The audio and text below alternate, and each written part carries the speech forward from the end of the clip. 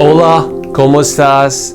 Salam, namaste, ni hao, kafaholic, all my friends all over the world, welcome to Entrepreneur Extraordinaire. Thank you for joining us for this show. We're very excited because this is one of the first time I'm actually speaking about my own personal experiences. I always wanted to be an investor, but I was always on the other side of the coin, meaning I was the one asking a lot of investors for money, funding, raising capital. Today's video is specifically about how to raise funds, how to raise capital, how to more importantly approach an investor, right, to be successful. So if that interests you, stick around to find out.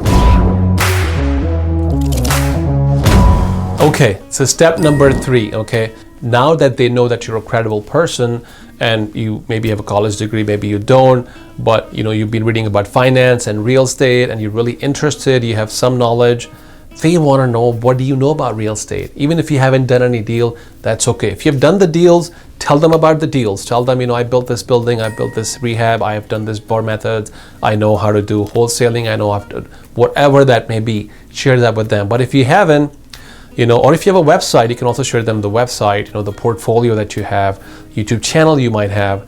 It's okay to share all of that.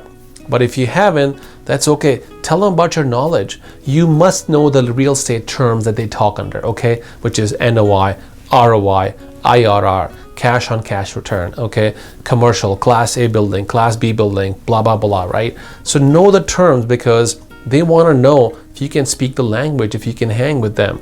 For example, they also want to know, can you read an architecture plan? Can you see the room dimensions? Do you know where the bathroom's going to be? Do you know what a permit is? Okay. Do you know where to get the permit? Do you know what the county's zoning is? And there's so many other terms, but at least YouTube, Google, whatever, learn about these things. You don't want to get into real estate just because you one day woke up and your friend or neighbor is doing it. You want to get into real estate because you've studied it, you've thought about it, and not only you want to make money, but you want to be knowledgeable, you can kill it, and you enjoy doing it, right? So do that, and that's what they're looking for. That's step number 3. So another word of caution, do not try to impress the investor in the first meeting, okay? Don't try to act you're too smart. Don't try to impress them and tell them, well, I have 200 G's sitting in the bank, I can invest with you and make you money. They don't care that you make them money. They're probably worth millions. They don't care about your $200,000 or $20,000. So do not talk about money in the first meeting. It's very important, people. They just want to get to know you as a person to even do business with you, right? There's something called chemistry, okay?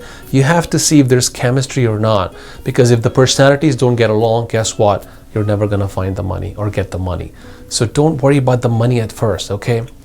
So when you're about to leave or say goodbye or go have another drink with your friends, just say goodbye to them nicely, shake their hand, give them your business card if you have one. If you don't have a business card, maybe your Instagram if they're technology savvy. Some people are not savvy. So again, don't treat them like you want to be treated. Treat them like they want to be treated. If they're not technology savvy, you want to give them, a business card or something in text or writing or on a paper, whatever that may be. Make sure that if you have a website or a portfolio, they know about that. They can read about you. If you have a LinkedIn profile, if you have a social media presence, if you have followers, tell them about that. You're not impressing. You're just telling them, look, you can find me on LinkedIn at adnan-khan@whatever.com or something. So now, once you have done that, the next step, step number 4, is to wait a couple of days. You have their email, you have their phone number, they have your email. You don't want to start bombarding them and sound like, oh, I'm so excited. No, wait a couple of days. Take a deep breath, okay? And then after a couple of days, unless they email you first, which is fine if they do and you respond right away, if they don't, drop them an email, a note. Hey, Mr. Jack, I'm Brian. You remember we met and I'm just calling to say hi. Or, I would love to connect with you if you have a few minutes. Is this a good time to talk to you? And vice versa, right?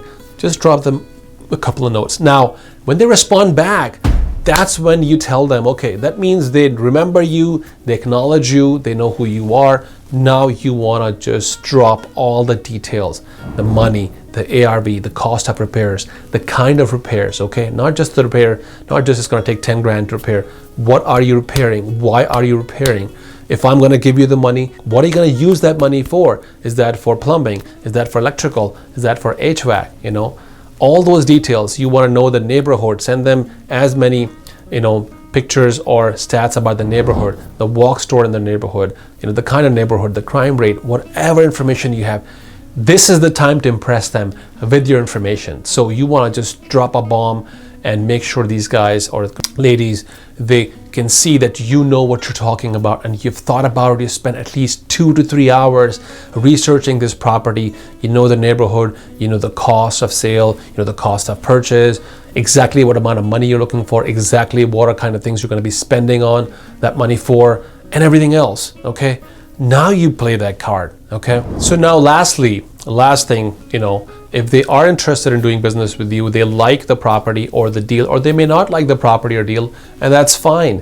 What you want to do is you want to definitely attach your credit score, your bank statement, send them that information, open the book for them so they can understand who you are, because if they know who you are, they would want to do business with you more often.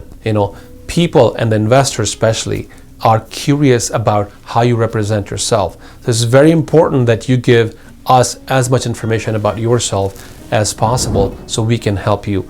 Appear innocuous, okay? And also a very, very important tip, okay? Tip alert here, that make sure you don't act like you need them only, okay? That they are somehow superior than you, okay?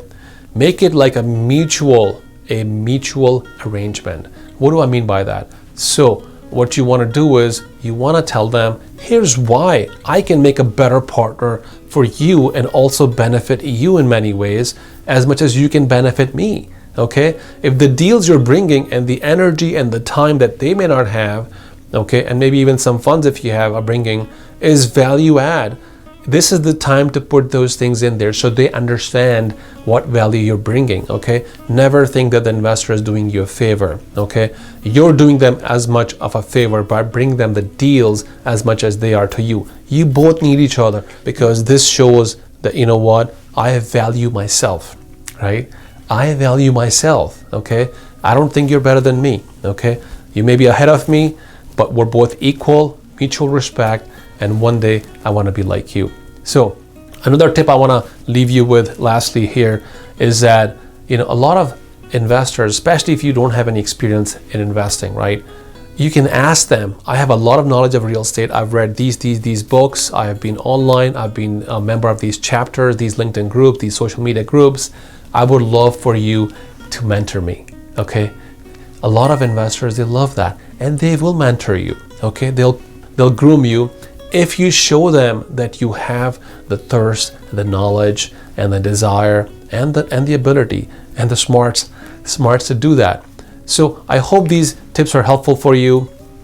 Please, if you like this content, if this is valuable to you, because I was once in your position asking people for money, but today I'm getting these calls from people who are asking me for money, and I can see where they're serious or not, because I was very serious. I had my numbers down. I had my strategy down. Folks, this is a mind game. This is a mind and an emotional game, okay?